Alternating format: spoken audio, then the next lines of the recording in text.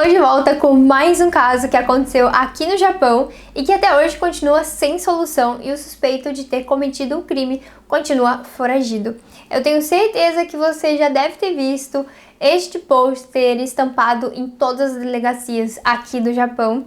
E assim como nos outros casos que eu contei aqui pra vocês, eu ficava olhando esses pôsteres de procurados da justiça e ficava muito curiosa. O que será que essa pessoa fez, né, pra poder estar sendo procurada assim pela polícia? E, aliás, se você não viu, né, o caso Kogure, eu vou deixar o link aqui na descrição. É um caso muito cruel, onde a vítima mesmo saiu ilesa, mas a família dela não, né, perderam a vida. Bom, mas voltando pro caso de hoje, eu só tenho uma coisa pra dizer. Esse roteiro é digno de um filme. É um caso cheio de mistérios e quanto mais você vai ligando os fatos, mais estranho tudo vai ficando. E eu tenho minhas dúvidas se realmente foi esse procurado, né, esse foragido que cometeu o crime. E se essa é a sua primeira vez aqui, seja muito bem-vindo. Eu sou a Nanda e aqui nesse canal eu ensino basicamente sobre a língua japonesa e tento fazer isso da forma mais dinâmica possível. Por exemplo, trazendo casos que aconteceram aqui no Japão e ensinando algumas palavras em japonês. Então, se você curte o Japão, tem interesse na língua ou na cultura, eu te convido para você já se inscrever aqui no canal, já apertar o botãozinho ali para você se inscrever, ativar o sininho e já deixa aquele like também que ajuda muito na divulgação. Então, vamos lá para o caso Obara Katsuyuki. Ele está na lista de procurados pela polícia desde o ano de 2008, com uma recompensa atual de 300 man yen, ou seja, 3 milhões de ienes, cerca de 140 mil reais. O caso é conhecido como Iwate Shoujo Satsugai Jiken, que seria Iwate, por conta da região, Iwate-ken, a província de Iwate. Shoujo, que é com os kanjis de pequeno e de mulher, ou seja, uma mulher jovem. Satsujin Jiken, que seria um caso de assassinato. Isso ocorreu entre os dias 30 de junho e 1º de julho, não sabe ao certo. O Shibou Suite Jikoku, de hora provável da morte, é Rokugatsu 30 nichi, ou seja, 30 de junho. Mas o corpo da jovem de 17 anos, chamada Sato Kozue, foi encontrado no dia seguinte, 7月1日午後4時過ぎ, dia 1º de julho, passado aí já das 4 da tarde. 川で女性の遺体が道路工事作業員に発見された. Ou seja, o corpo de uma mulher foi encontrado dentro de um rio por um funcionário que fazia consertos na rodovia. A suspeita é que ela teria perdido a vida depois que alguém asfixiou, né? E atirou de cima da ponte, caindo nessa parte mais rasa do rio, um rio que é considerado também bem gelado ali naquela região. E o principal suspeito de ter cometido esse crime é o Obara Katsuyuki, que na época tinha 28 anos. Mas como eu disse anteriormente, esse caso é cheio de mistério e informações que levam a gente a pensar e questionar toda essa ação policial que aconteceu aí nessa época em relação a esse caso. Bom, agora eu vou levar você para fevereiro de 2007, que foi quando o Katsuyuki e mais um amigo avistaram duas meninas Kokose, estudantes do ensino médio, no Game Center, que seria o game center de um shopping, e eles fizeram nampa, que seria, né, tipo, chegar nas meninas, né, passar uma cantada. E as duas se apresentaram e os seus nomes eram Sato Kozue e Sato Kozue. Sim, né, as duas meninas tinham o mesmo nome e o mesmo sobrenome. Em japonês isso se chama Dose Dome. E elas também estudavam juntas na mesma sala, na mesma escola e eram amigas. Ou seja, aí já começa uma certa confusão, né? Já imagina só, né? No Japão, as pessoas terem nome e sobrenome iguais não é uma coisa rara, já que são dois nomes só e pode ser, né, que coincide ali, mas você tem o mesmo nome, o mesmo sobrenome de uma pessoa que estuda com você na mesma sala, que mora na mesma região, realmente a probabilidade disso acontecer é muito raro. E para não ficar muito confuso aqui, né, no nosso caso, eu vou chamar uma de Kozue-e, né, A, e Kozue-B, a outra, tá bom? Então, a Kozue-e entrou num relacionamento, né, depois desse nampa, com o Katsuyuki, e ela tinha 16 anos e ele tinha 27. Não é dito claramente nas matérias como era a relação dela com a família dela, só é dito que ela largou a escola e foi morar com o Katsuyuki dentro do carro dele. Os dois não tinham emprego fixo, viviam, né, uma vida sem muita estrutura. E em maio de 2007, né, Gogatsu 2007, os dois foram até a casa de uma outra pessoa, que nas matérias tem o seu nome falado como Senpai Z, né? Não tem exatamente o nome dessa pessoa, mas ela é uma peça importante aqui no nosso quebra-cabeça. Na verdade, o Katsuyuki foi intimado, né, a ir até a casa dele para um pedido de desculpas, acompanhado do seu irmão mais novo e da namorada, Kozue-e. Só que ela ficou esperando dentro do carro, né? Os dois rapazes entraram na casa do Senpai Z e lá o Katsuyuki foi torturado. Isso porque uns meses atrás, Obara ga Senpai Z kara shoukai sareta shigotoba kara nigedashita kara.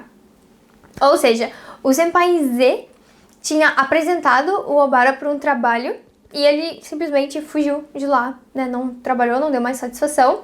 Mas não é mencionado também em nenhuma matéria que tipo de trabalho era esse, nem por que ele saiu fugido de lá.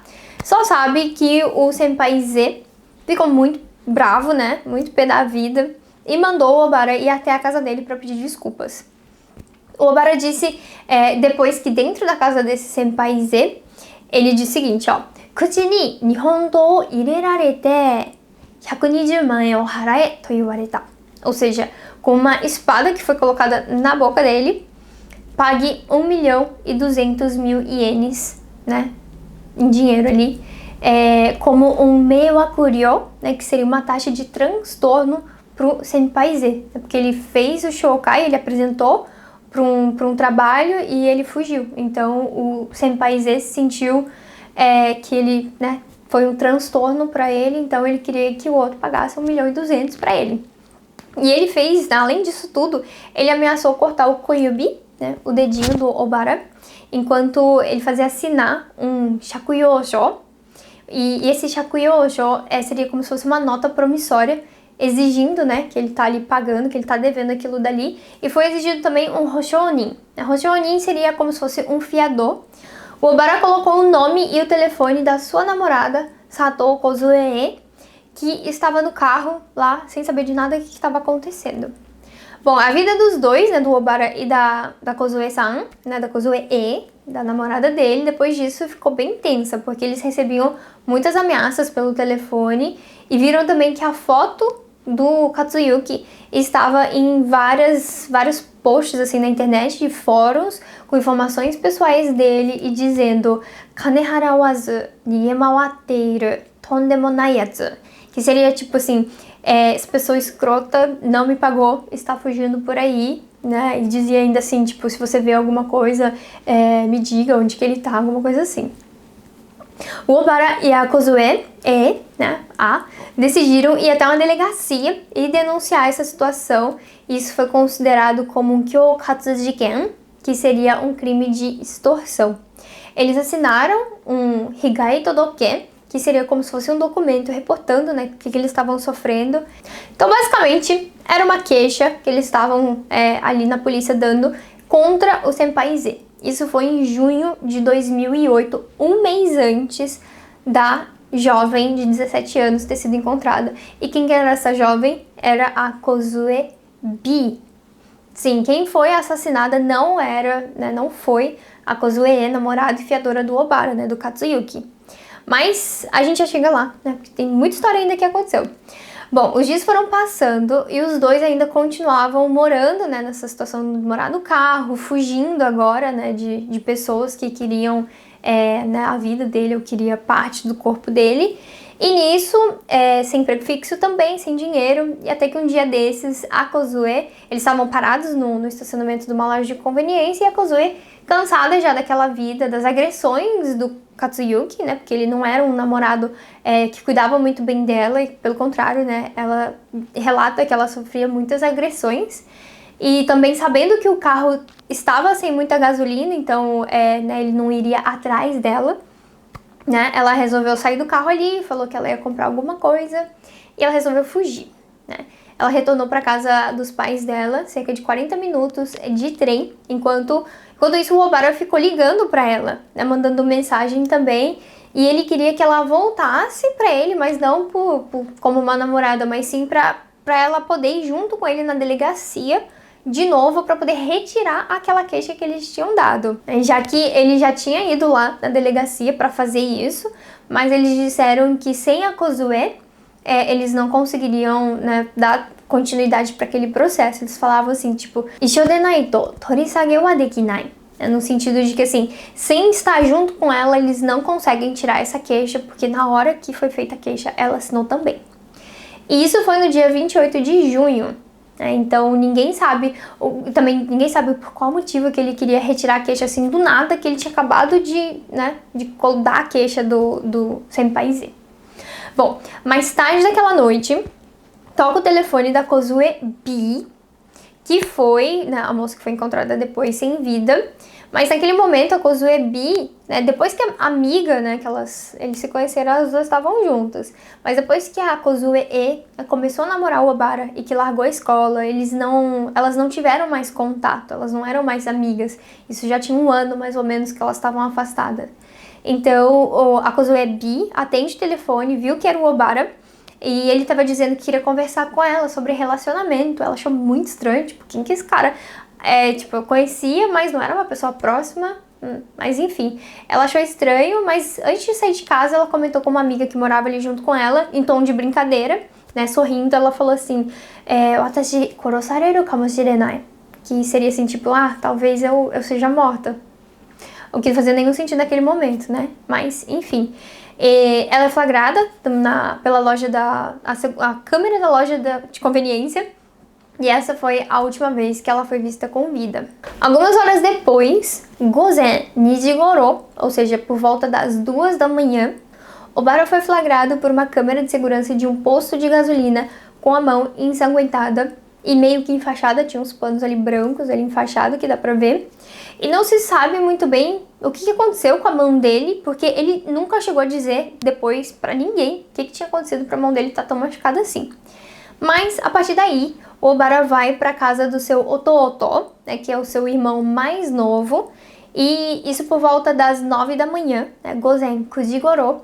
E naquela noite, né, então ele chegou ali na casa do irmão dele mais novo, ficou lá durante o dia. Naquela noite, o irmão dele levou ele pro hospital para poder, né, ver a mão, e lá o Obara disse ao médico que ele tinha machucado socando uma parede. O que o médico não acreditou, né? Porque ele viu ali o estado que estava. E o médico emitiu um laudo dizendo, né, que a situação estava muito grave, que ele deveria procurar um hospital maior, né? Porque ele não conseguia fechar a mão, nem segurar o cigarro. Era dito que ele conseguia fazer. Então estava muito feio mesmo o machucado. E de novo, não foi socando a parede que ele ficou machucado assim. Mas enfim, ele nunca falou também. O Obara, nesse dia, ele dormiu na casa desse irmão mais novo. No dia seguinte, ele foi novamente para a delegacia para poder tentar retirar a queixa. O pai dele, né, o pai do Obara, também ligou para fazer o mesmo. E a polícia disse ao pai que não retirasse. Falou assim, Otou-san. Tipo assim, não, pai.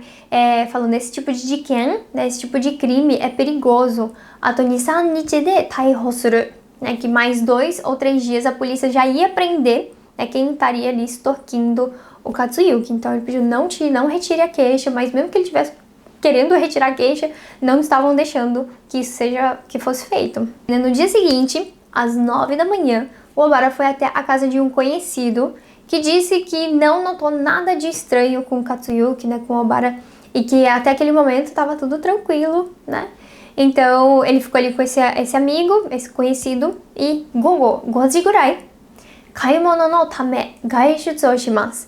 Ele sai de casa desse conhecido por volta das 5 da tarde, e ele volta 2 horas depois, né, e o conhecido ficou muito assustado, porque o Obara, ele parecia ser outra pessoa, ele estava muito diferente, ele estava chorando muito dentro do carro, ele voltou das compras, né, ficou dentro do carro e não saía. Ele disse que o Obara estava chorando muito dentro do carro, que ele nem saía do carro, e ele estava dizendo gambattemo, daremo mitomete kurenai, que seria no sentido de que assim, por mais que eu dê o meu melhor, ninguém enxerga. Então, conectando os fatos, neste dia foi encontrado o corpo da Kozue B, né, que tinha saído para encontrar o Obara há 2 dias atrás. Então tem 2 coisas acontecendo. O corpo foi encontrado E o Obara estava na casa desse amigo aqui, foi, né, desconhecido, foi no mercado, voltou transtornado. Né, o corpo dela foi encontrado mais ou menos no mesmo momento. E um detalhe importante é a distância desses dois lugares. O corpo foi encontrado, a casa é desconhecido, são mais de 100 km de distância. Tsugi no hi, 7月1日朝9時ぐらい. Então no dia seguinte, por volta das 9 da manhã, Obara koutsu jikou o okoshita. Ou seja, ele causou um acidente de trânsito batendo em uma árvore. Um carro que estava passando pelo local prestou socorro. Ele não se feriu gravemente, né, só deu uma batida ali. E esse rapaz que estava passando com o carro ali socorreu e levou o Obara até a casa dos seus pais, né, pais do Obara-san. E esse rapaz que ajudou disse que durante o percurso ele viu que o Obara parecia estar um pouco bêbado e ele estava chorando, dizendo "Ore wa mou oshimai da, shinu shikanai", que seria "é o meu fim, né, só me resta a morte". E nesse dia ele dormiu na casa dos pais. No dia seguinte, no dia 2 de julho, às 5 da manhã, toca o telefone na casa da Kozue E. Lembra dela? A ex-namorada que fugiu e foi embora para casa dela? Então, toca o telefone lá às 5 da manhã, o pai dela atende e a polícia, né, era a pessoa que estava ligando, perguntando "Musume-san imasu ka?", ou seja, sua filha está em casa? O pai achou super estranho e falou, tá aqui, tá dormindo, né? E aí depois a próxima pergunta foi "Ikitemasu ka?". Então ele achou muito estranho, porque assim, como que a polícia tá ligando pra cá pra perguntar se minha filha está viva, né? Ikitemasu ka seria isso, ela tá viva? E ele sentiu que houve uma surpresa, né, do interlocutor ali, da pessoa que tava falando, em saber que a Kozue estava viva, que estava ali dormindo, estava tranquila. Né? Ele achou muito estranho e depois de juntar todos os fatos, desconfia-se que a polícia tenha confundido as duas Kozue, né? Kozue E com a Kozue B. Bom, ainda naquela manhã, é relatado que o Obara pediu a um amigo que o levasse até certo lugar, né? Chegando nesse certo lugar, ele pediu, não, me leva para tal outro lugar. E aí o amigo também levou para esse lugar, enfim. Então ele ia mudando esse destino até que ele pediu pro amigo levar ele num lugar chamado Uno Sudan, que é um lugar conhecido por ser um cenário onde as pessoas costumam tirar suas vidas, é um precipício. Esse amigo posteriormente disse que ele não, né, que o Obara não estava levando nada consigo, nada, nem carteira, nem bolsa, e nem parecia também que ele ia fazer alguma coisa contra si mesmo, né? Então ele levou lá, deixou o Obara e foi embora para casa. De lá do Uno Sudan, o Obara mandou mensagem para o seu pai, amigos, para a ex-namorada Kozue e fez algumas ligações. Um dos amigos foi até lá de scooter, né, de motinho, levando um kangohi, que seria um café em latinha. E quando chegou, ele viu que o Obara estava no telefone conversando com alguém, parecia que era alguém da delegacia, onde ele tinha prestado queixa. E esse amigo que levou o cafezinho lá disse que o Obara também estava agindo normalmente e também achou que ele não fosse fazer mal algum contra si mesmo, então esse amigo, assim como o outro, também foi embora. No dia seguinte, um funcionário da limpeza dali daquele local, daquele precipício, encontrou uns pertences que disseram ser do Obara, então eles deduziram que aquilo ali seria do Obara. Mas aqui já entra algumas contradições. Alguns lugares dizem que a sandália encontrada era azul e vermelha, enquanto o Obara estava usando sandálias brancas, mas isso também não é uma coisa, né, verdadeira, tipo, de quem que eram aqueles pertences? Era tipo um par de sandálias, um pacote de cigarro pela metade. Bom, o paradeiro de Obara, né, continua ainda sem nenhuma informação. Nenhum corpo foi encontrado no mar, né, por isso que ele segue ainda como foragido, né, porque não encontraram nada ali, não sabe o que realmente aconteceu. E foi nesse dia que foi constatado também que o corpo encontrado lá no Rio era da Kozue B, que não tinha nada a ver com a história. Realmente, eu acho que houve uma confusão aí, por ser o mesmo nome, mesmo sobrenome, e a moça acabou perdendo a vida. Mas aí já vem o primeiro ponto estranho. Como que a polícia ligou para casa da Kozue errada, né, para Kozue E, sendo que o corpo ainda nem tinha sido identificado, porque oficialmente ele foi identificado uns 2, 3 dias depois. Então, como é que eles sabiam que poderia ser a Kozue e ligaram lá perguntando se sua filha está viva? Então, é uma coisa muito esquisita. Então, os enigmas dessa história aí está no que realmente aconteceu nesse caso. Porque tem muita coisa estranha, ó. Primeiro que não tem nenhuma evidência concreta que foi o Obara que tenha cometido o crime, né? Que tenha tirado a vida da Kozuebi. Sobretudo por ele estar com a mão machucada, né? Lembra que ele estava ali, que o médico até atestou que ele não conseguiria fazer nada. E depois o médico deu entrevista falando que era impossível, naquelas condições, que ele pudesse apertar o pescoço de alguém sozinho. Fora também que ele estava a mais de 1h30 de distância de onde o corpo foi encontrado. Ou seja, ele teria que ter no mínimo 3 horas para ir lá, cometer o crime, voltar para casa do irmão, né, que foi nesse período que ele estava na casa do irmão, e também não tem provas, quer dizer, não, há provas de que ele realmente não ficou ausente durante mais do que 3 horas. Então as coisas não estão se encaixando.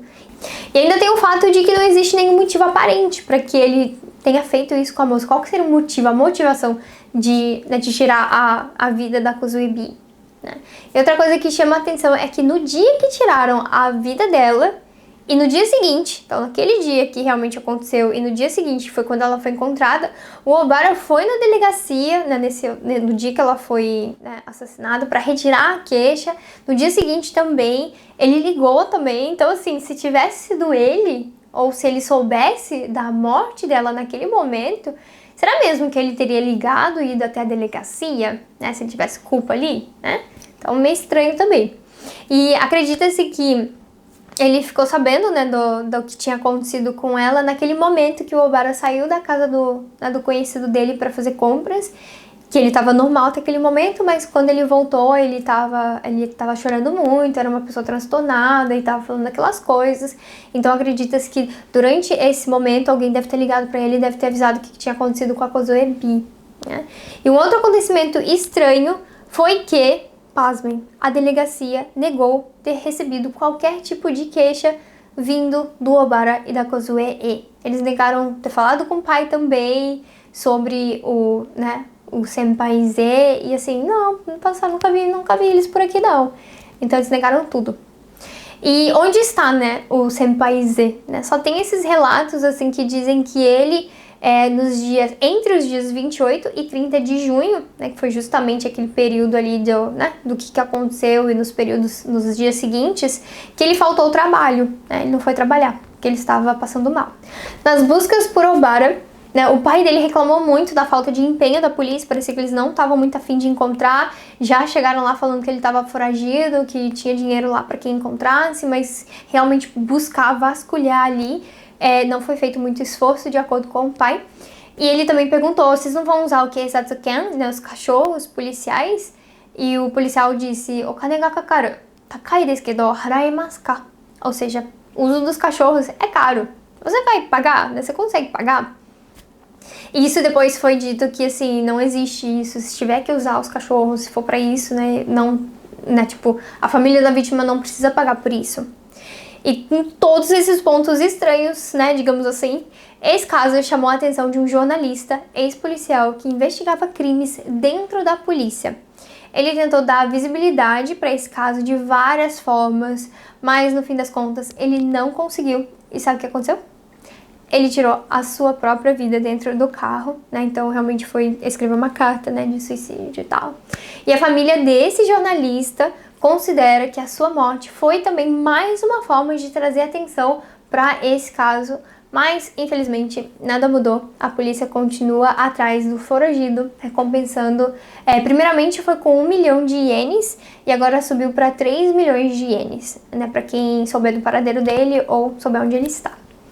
Bom, esse caso foi um daqueles que eu pesquisei muito para poder entender todos os detalhes do que aconteceu e poder traçar essa linha do tempo aqui para vocês. Mas agora eu quero muito saber de vocês. O que você acha que realmente aconteceu? Será mesmo que foi o Obara? Então, gente, eu vou ficando por aqui, né? Deixa nos comentários se você gostou desse vídeo, dessa narrativa, pelo menos. O que você achou dessa história? Não esqueça de compartilhar, deixar o seu like, me ajuda demais. Eu sei que vocês gostam muito desses casos, eu vou tentar trazer mais, com mais antecedência, não, com mais frequência possível, mas realmente exige muito, mas muito tempo mesmo de pesquisa. Então aqui eu posso dizer pra vocês que nesse caso do Obara foram meses, foram muitas horas assistindo vários documentários para saber exatamente o que aconteceu, para poder trazer todos esses detalhes aqui pra vocês. Bom, gente, é isso. Muito obrigada por vocês assistirem aqui até o final, né? E mata, né? Bye, bye!